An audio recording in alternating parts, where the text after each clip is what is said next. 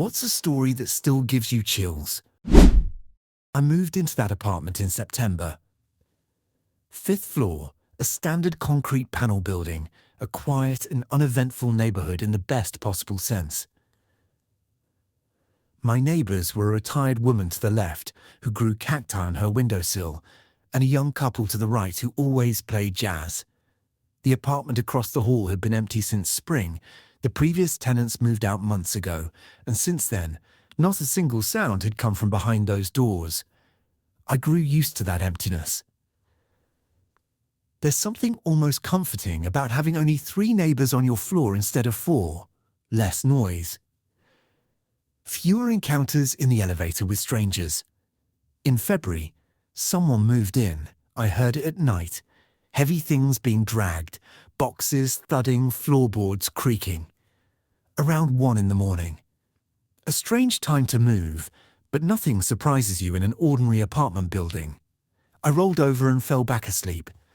The next morning, heading to work, I stopped at my peephole out of old habit. I always checked the hallway before opening the door.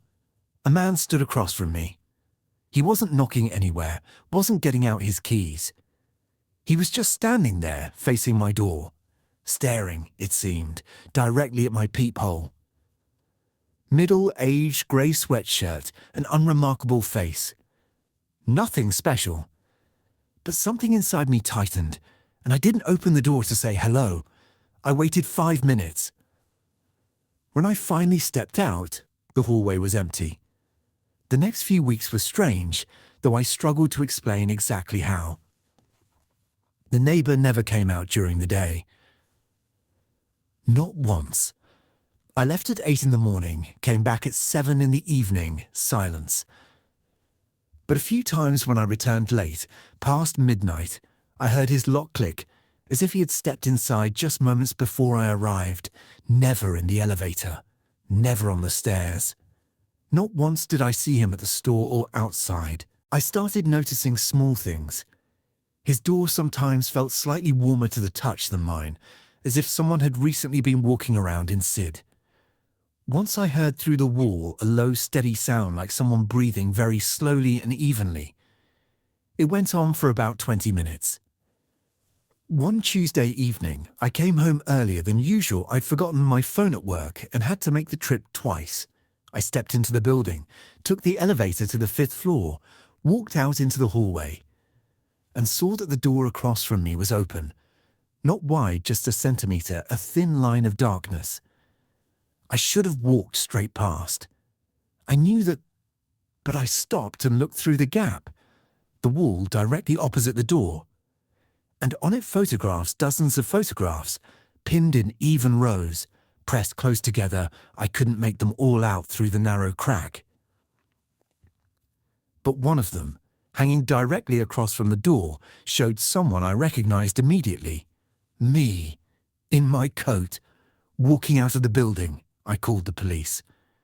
The voice on the phone was calm and slightly tired, the way people sound when very little surprises them anymore. They arrived 20 minutes later, knocked. No answer. The building manager opened the apartment with his master key. Empty, completely empty, no furniture, no boxes, no photographs, bare walls, not a speck of dust on the floor. As if no one had ever lived there.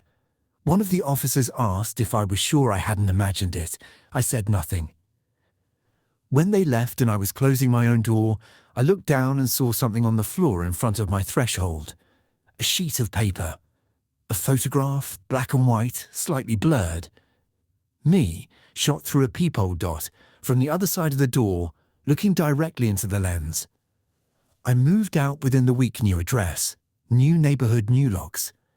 But sometimes, lying awake at night, I think if someone knew my every move there, they know where I am now too. And then I lie very still in the dark and listen to the hallway beyond my door. We were 13, and Lyosha and I considered ourselves old enough to camp in the forest with our parents. A tent, sleeping bags, flashlights, a thermos of tea we prepared, like it was a real expedition. Our parents agreed after long negotiations. After we swore on everything we owned, that we wouldn't go past the clearing and would be back by morning. The forest behind our Dacha village was one we knew well. We went there every day for berries, for walks, sometimes to play spies between the trees. In the daytime it was ordinary and friendly, pine trees, ferns, squirrels. But once the sun went down, the forest became something else, not frightening exactly, just different. Bigger from the inside, deeper, as if it expanded when the daylight left. We set up the tent on a familiar clearing, a spot we'd visited 100 times. Built a fire, roasted sausages on sticks, told each other scary stories. Everything was good. We were almost hoping something eerie would happen, just some strange night sound, some shadow, so we'd have something to tell people at school. We got more than we asked for. Lyosha went quiet mid-sentence. I noticed he was staring at something over my shoulder and turned around. Between the trees, at the very edge of the firelight, stood a child, a small figure no taller than a 6-year-old. White shirt, dark hair, bare feet on the ground, standing perfectly still, watching us. Not moving, not making a sound. Hey, Lyosha stood up. What are you doing out here? How did you get here? Silence. Are you lost? I try to keep my voice calm. Come to us? There's a fire here. It's warm. We'll walk you home. The child turned slowly and walked into the trees. Walked, not ran, not vanished. Just walked, at a steady, unhurried pace, as if they had nowhere to be. Lyosha said we had to follow. I didn't want to. Something inside me said, don't. Stay here. This isn't yours to follow. But we both knew that if a real lost child was out there, we couldn't just sit down. We grabbed our flashlights and went. The figure kept appearing and disappearing between the trunks, always just far enough away that we could barely see it. It didn't speed up, didn't slow down. It pulled us forward the way a thread pulls a needle. I noticed the trees were getting denser, and that I was no longer certain which direction we'd come from. Lyosha was silent beside me, and Lyosha never stays quiet for long. After about 15 minutes, the forest opened up. A small clearing. In the middle of it, an old house. Dark windows, peeling plaster, an open doorway that led into absolute blackness. The figure was nowhere. Not on the clearing, not near the house, not in the doorway. We stood and stared. I didn't dare take a single step forward. Lyosha beside me was holding his breath. I could hear it. And then, from inside the house, came laughter. Child's laughter. Clear, bright, one short burst, and then silence. Once, nothing more. We ran back to the tent without stopping, without flashlights, as if they'd suddenly stopped being necessary. Packed everything in 3 minutes, walked out to the road and went back to the dacha. 1 a.m. Our parents grumbled and laughed, said we'd fallen asleep, and scared ourselves with shadows. We didn't argue. In the morning I asked the old woman next door if she knew anything about that house at the edge of the forest. She stopped smiling and was quiet for a long time before she answered. A family lived there, she said finally, long ago, back in the 80s. They had a little girl, 6 years old. She got lost in the forest one August. The whole village searched for 3 days.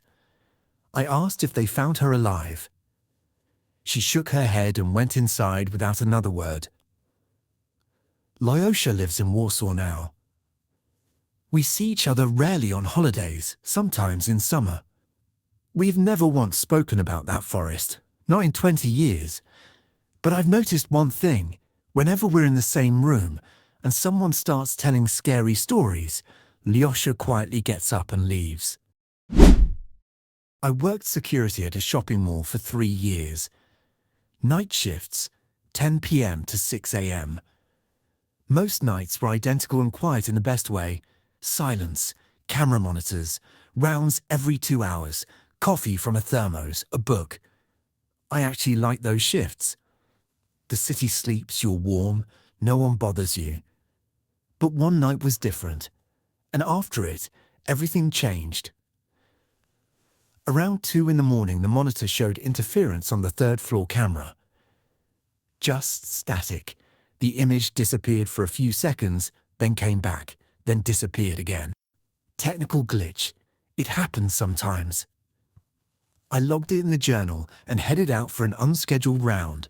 Not because I was scared, but because that's protocol. Third floor. Women's clothing. Children's goods in the far corner. A small food court with plastic chairs and round tables. At night it's dark and still, with only a faint greenish glow from the emergency lighting along the aisles. I walked the full route, checked the service doors. All locked. Silence. I was already heading back to the escalator when something in the corner of my vision stopped me. By the food court, at the far table, sat a man. Just sitting. Head bowed, face down, hands on his knees. Dark clothes. Motionless. We had closed at 10, and I'd personally walked every floor before lockdown, checked every fitting room, every corner. There was no one. This was impossible. Excuse me. I called out as I approached. The mall is closed. You need to leave. No reaction. Sir, louder. Can you hear me? You need to exit the building. I walked up to him and put my hand on his shoulder. The muscles underneath the fabric were rigid, like stone. The man slowly raised his head, an ordinary face. A man of about 40-45, dark hair. Nothing remarkable, the kind of face you forget the next day. But his eyes were empty. Not angry, not frightened, not sad, just empty. Not angry, not frightened, not sad, just empty. As if he were looking not at me, but through me, at something several feet behind my back. "Where is the exit?" he asked, quietly, evenly. "I'll take you there," I said, keeping my voice steady. "Come with me." I walked toward the escalator. Behind me I heard footsteps, even, slow, perfectly spaced. We went down to the second floor. Then the first, I walked to the main glass doors, took out my key, unlocked the door, held it open with my hand, and turned around. No one was there. I stood and stared at an empty shopping floor. Even rows of clothing racks. Dark storefronts. No one. The door was in my hand. He couldn't have passed through without touching me. The windows on the first floor were solid tempered glass. No other exit I hadn't been standing at. I walked the entire first floor. Went back up to the second. Went through the third again, carefully, flashlight under every shelf. No one. In the morning, handing off my shift, I reviewed the camera footage from 2 a.m. The third floor camera, the same one that had been glitching, caught my entire round. There I am walking along the racks. There I am stopping by the food court. There I am putting my hand on empty air, talking to myself, walking to the escalator. Alone. No one else on the recording. Not a single frame.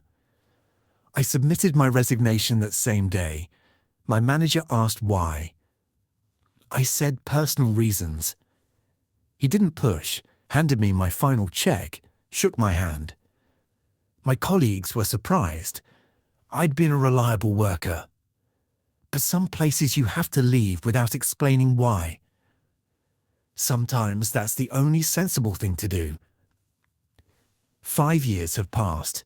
I don't work security anymore, and I try to avoid shopping malls after closing. But the thing I remember most clearly from that night isn't the empty eyes, and it isn't the man who vanished. It's the footsteps behind me, slow and even. I still hear them sometimes, in dreams. My Aunt Abigail is a completely down-to-earth person, a math teacher. She likes the New York Times crossword puzzles and is skeptical of anything supernatural. If she tells you something happened, it happened. And this story is the only one she has ever told once in her life. To me, alone, in the kitchen, in a low voice. She asked me not to tell anyone, but she hasn't driven that stretch of Route 81 since. It was over 20 years ago. My aunt was driving back from Cleveland to Pittsburgh late in the evening. She was alone in an old Ford Taurus. Her father had left her. The road was empty, fields, patches of woods, almost no streetlights. Back then, a mobile phone was a rarity. Abby loved long drives. She said you think clearly when you're moving through the darkness. She'd turn on a country station if the signal reached, or just drive in silence. Halfway through the trip, she spotted a woman on the shoulder. Hitchhiking. My aunt slowed down. Late evening, empty highway, a woman alone. She pulled over. The woman came to the window.